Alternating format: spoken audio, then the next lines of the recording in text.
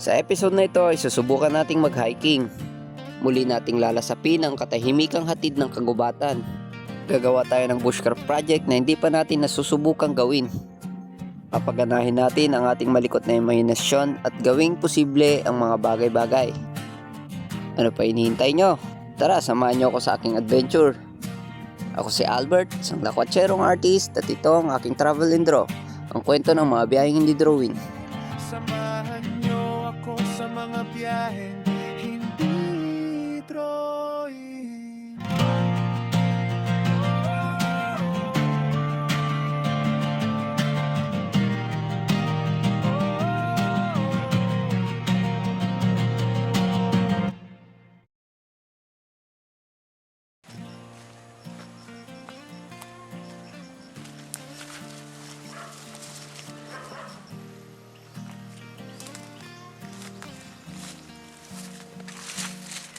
Si Albert, isang lakwat, serong artist, kambang hilig DIY, malimit ang gamit.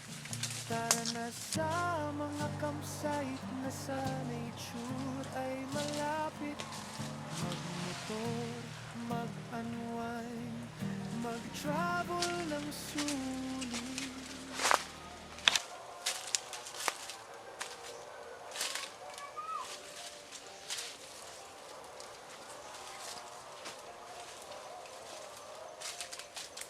Kamusta kayo lahat? Welcome back sa ating channel. So, dito tayo ngayon sa kagubatan. Malapit lang sa amin. So, bali nag-hike lang ako ng ilang meters mula sa bahay namin. Meron na akong gustong subukan, gustong gawin na bushcraft. Pero bago natin umpisaan, pakita ko muna yung mga gamit na dala ko.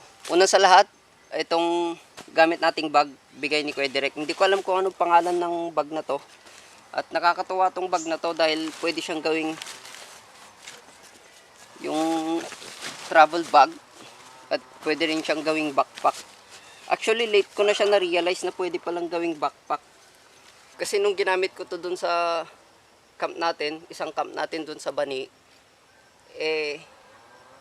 sinabit ko siya sa sa kahoy. Hindi ko na-realize na pwede pala siyang gawing backpack. Nagpakahirap pa akong buhatin to. Ito yung mga dala nating gamit. Nasa ibabaw yung ating sleeping bag na cheap. Hindi ko dinala yung makapal. Tapos meron tayong lagari dito. Ito yung nabili natin. Galing sa isang supporter natin. At syempre yung tubig natin. At yung itak natin na puro kalawang.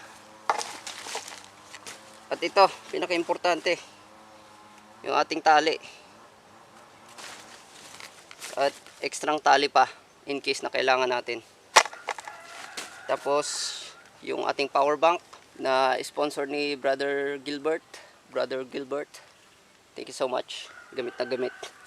Dala natin yung paris ng tali ng hammock natin. Hindi ko alam kung anong tawag dito. Basta ito yung ginagamit na pangsabit dun sa hammock. Tapos, siyempre, yung ating tarp. Yung ating tarp na 3x3. At meron tayong dala ditong portfolio. Mamaya papakita ko sa inyo kung ano to. Sa ngayon, wag muna. Tapos, ano pa? Ito, charger. Siyempre, kung may power bank, dapat meron ding charger. At yung last, itong ating slider. Adjuster yata. Basta ito, yung pinanglalak sa rope ng tarp. So ito na lahat yung kailangan natin. At kung mapapansin nyo, hindi na ako nagdala ng fire starter. Dahil di tayo magtatagal dito. Bali gagawa lang talaga tayo ng isang project na hindi ko pa nasusubukan. Although na-try ko ng gumawa ng parang similar. Pero ito, ang tagal ko ng iniisip kung possible bang gawin. At yung gagawin natin ay bushcraft swing bed. Yung parang swing talaga siya. Pero pwede siyang higaan at tulugan. Yan yung gagawin natin. May mga materials na tayo dito. Mga ilang pirasong kawayan. Ayan. At ilang pirasong mga kahoy. Pero sa tingin ko kukulangin pa to. Kaya mag-harvest pa tayo ng ilang mga kahoy. Marami naman dito.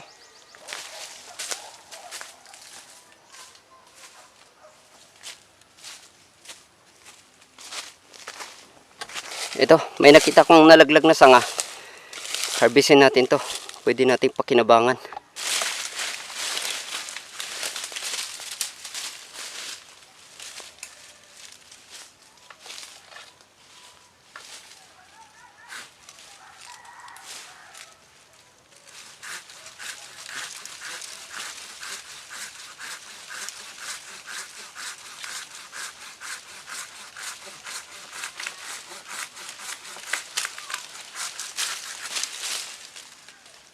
Basa pa yung kahoy.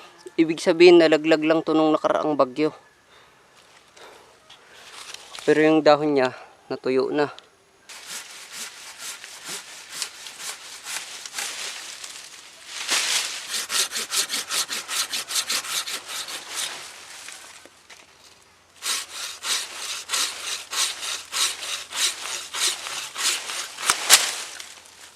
Kakapansin ko lang, may mangga pa lang nadaganan tong kahoy na to.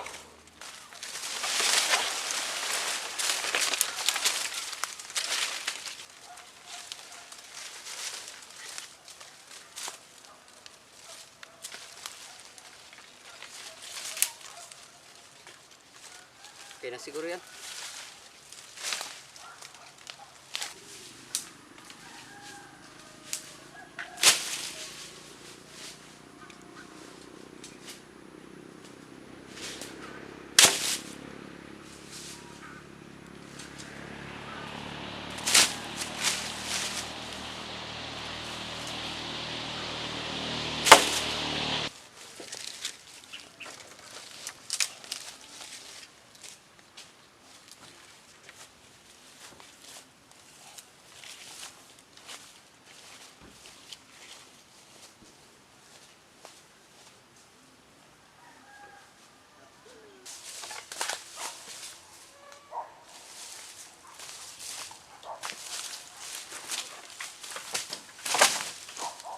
So ito na lahat yung materials na meron tayo. Yan.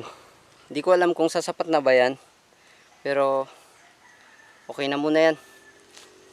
So sunod natin gawin, i-drawing muna natin yung plano kung ano magiging structure ng ating project.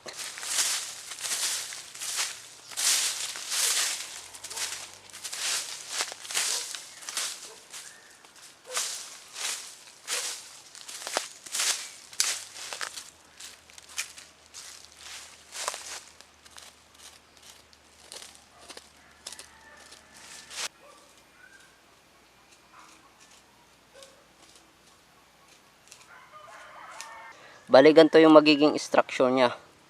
Ito yung triangle na tatlong stick, dalawang mahaba, isang maiksi. Same sa kabila, dalawang mahaba, isang maiksi. Ang style niyan, parang tatayo siyang ganyan.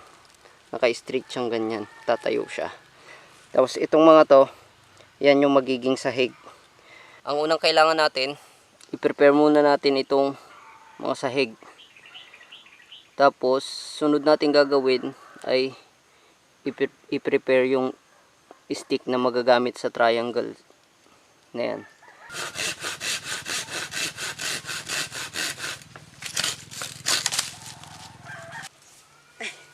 Kainit.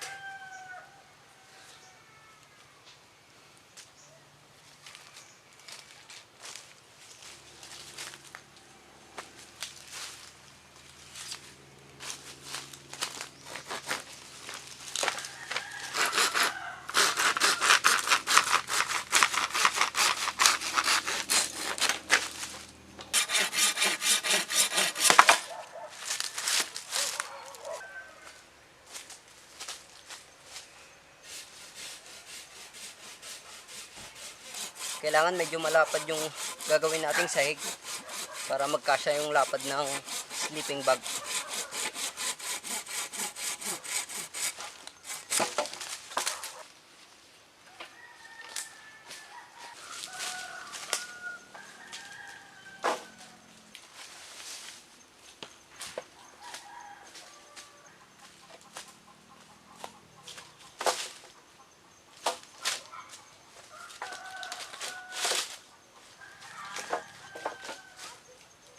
Pwede na siguro to.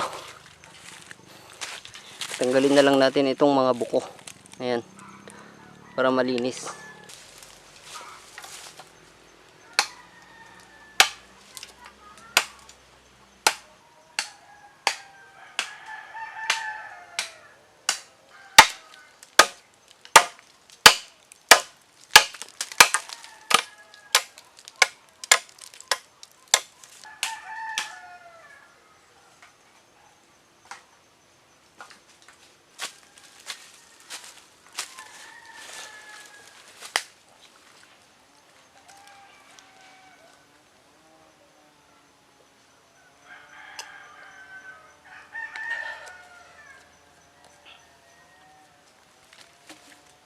Ang sunod natin gagawin ay itong dalawang triangle. So kailangan natin ng isa, dalawa, tatlo, apat na pirasong mahaba, tas dalawang pirasong maiksi.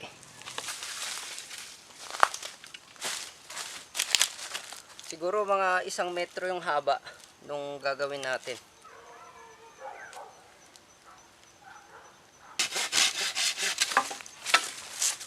Yan. Apat na ganito kahaba yung gagawin natin.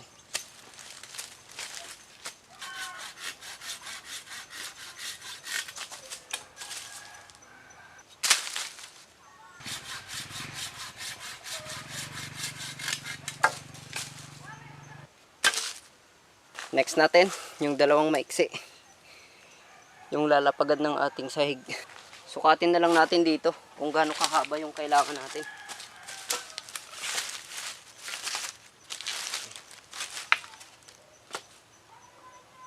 Dito.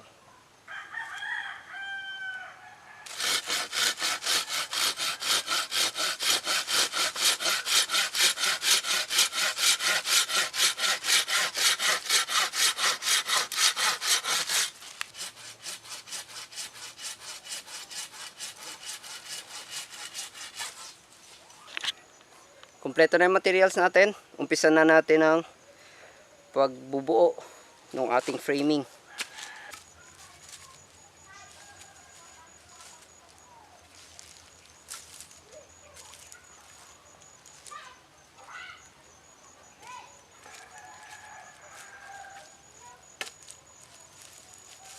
Ito na lang siguro gagamitin kong tali na pagbuo dun sa ating frame. Wag na ito. At least ito pwede nating iwanan para anytime pwede tayong bumalik-balik dito para pwede nating gawing pahingaan, ganun. O kaya pagka maingay sa bahay tas nag-e-edit tayo, pwede tayo dito pumesto mag-edit. Kaya ito na lang, pwede nating iwanan dito to. So wala akong technique o kaya style sa pagtatali. Basta may tali lang natin na maayos, okay na yun. At di ko rin kayo tuturuan ng mga technique o style ng pagtatali.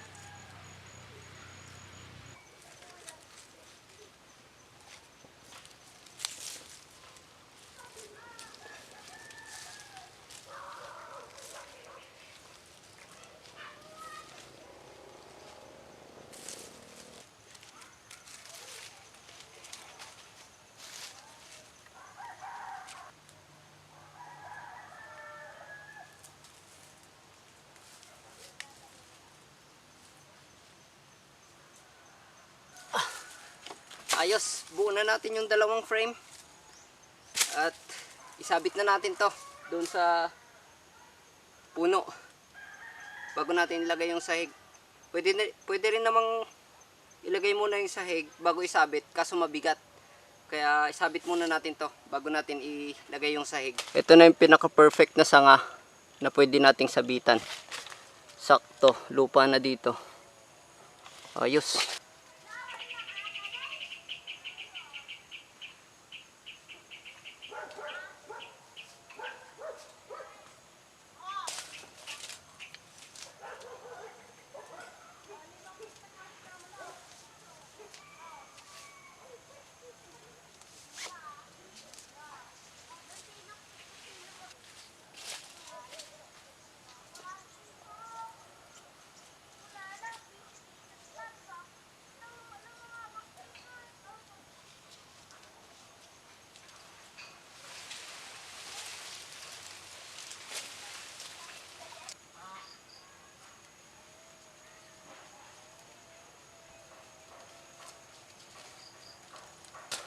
Isabit na natin yung ating triangle. Latag na natin itong ating higaan or sahig. Unahin nating lagyan dito na side, tapos dito. Itatali lang natin yan sa magkabilang dulo para stable na siya bago natin ipatong yung natitira pang mga pangsahig. Pag naitali nating mabuti to, magkabilang dulo, kahit di na natin itali yung iba, ipatong na lang. Pwede na.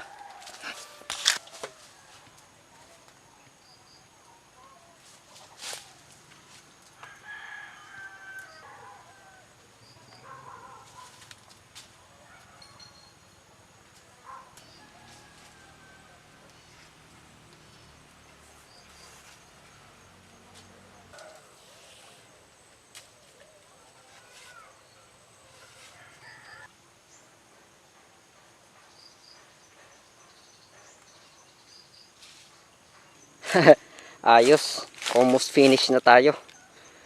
Ilatag na lang natin yung mga the rest dito. Ayos.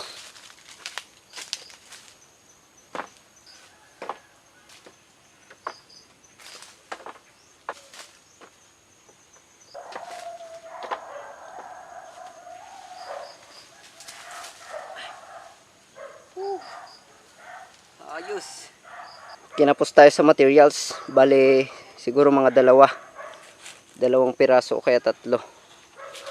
Tingnan natin kung meron pwedeng gamitin dito sa natira.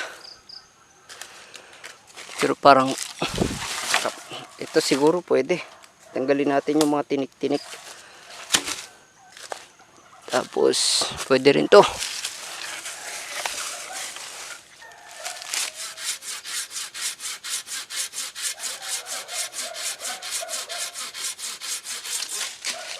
Ayos, kompleto na.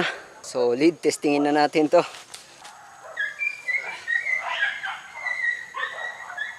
Ayos.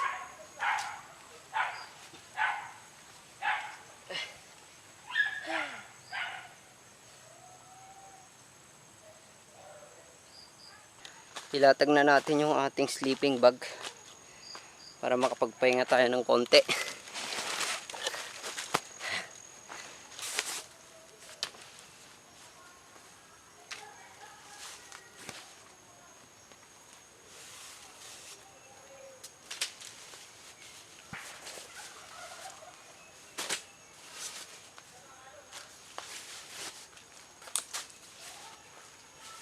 Swak na swak, boy!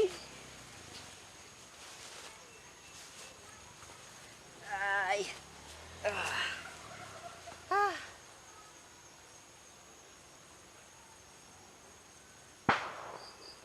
Medyo ramdam ko yung tigas nung kahoy, yung mga kahoy na sahig. Maganda kung yung makapal na sleeping bag dinala natin. Sok na sak dito yan. Yung bato nga, hindi natin ramdam sa sleeping bag na yun eh. Dito pa kaya. Ayos, ayos na to. Ay, sarap. Hindi ko na ikakabit yung ating tarp dahil di naman tayo magtatagal dito. May papakita lang ako sa inyo bago tayo magtapos sa ating video. Siguro merong mga nagtataka or nagtatanong bakit kaya Lakwatserong Artist yung pangalan ng ating channel. Kasi guys, nung unang panahon, nung mga old videos ko sa YouTube ay hindi talaga travel or camping yung content ko, kundi drawing talaga or painting. So ito yung mga ebidensya or ito yung mga drawing ko dati before ako na humaling or napunta sa pagro-raw camping. So pakita ko lang sa inyo. Okay, mabilisan lang to. So ito yung pinakauna kong drawing. Yan. Ito yung sumunod. Nagpa-practice pa lang ako nito noon. Tapos sumunod. Dito ako nag-start mag-charcoal painting. At nagtuloy-tuloy na yung charcoal painting ko. Ayan. Yan yung mga gawa ko noon. Nung medyo naging confident na ako sa painting ko, ay nag-start na rin ako magbenta. May mga nabenta na rin akong mga drawings. marami na rin ako nabenta.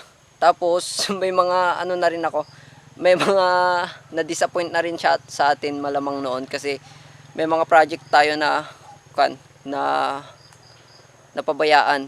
Pero hindi naman nila nabayaran 'yon. Kaso lang syempre madi-disappoint talaga sila noon kasi nag-deal na kami ng mga client tapos hindi ko natuloy yung drawing. May mga niregalo na nga rin akong mga painting eh. May mga malalaki pa akong ginawa. Mga 50 by 50 na papel yung sukat. Ito pa yung mga sumunod. Ay, itong bata na to ay pinsan ba or hindi, pamangkin ng girlfriend ko. Tapos itong bata na to, ito yung kanyang drawing. Kinolekta ko. Drawing niya itong mga to. Ayan. Ito yung mga painting ko sa travel videos na to. Na sinubukan ko ring pastel. Soft pastel noon. Ito mga practice. Sinubukan ko rin mag ballpoint pen. Ayun. Kaya before pa nag-start yung ating mga adventure, artist na talaga ako noon, self-taught artist kasi hindi naman ako nag-aral sa kahit anong eskwelahan. At talagang inaral ko lang siya ng sarili kong pag-aaral or pagpa-practice. Taon din bago ko nahasa yung skill ko sa pagdo-drawing.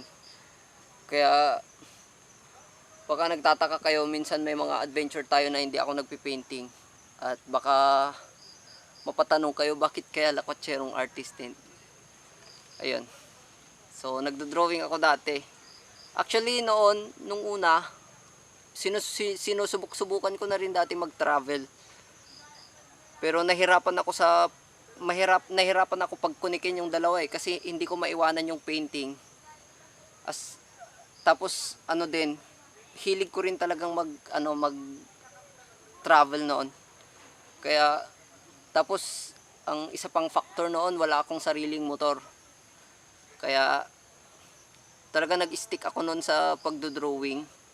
Meron lang mangilang-ilang mga travel videos ko noon. And then nung mapanood ko si Kuya Direk Gino, doon na ako nag-start na parang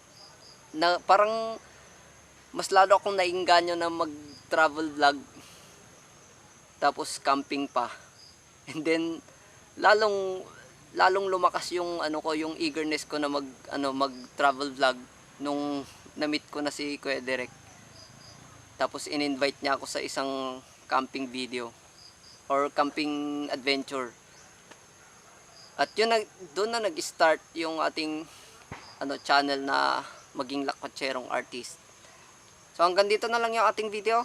Abangan nyo ako sa mga susunod na camping videos natin. At kung gusto nyo yung mga content ko na bushcraft, bisitahin nyo yung channel ko. Marami na tayong upload na bushcraft camping na mga videos. So maraming salamat sa inyo. Sa lahat ng sumusuporta, maraming salamat sa inyong lahat.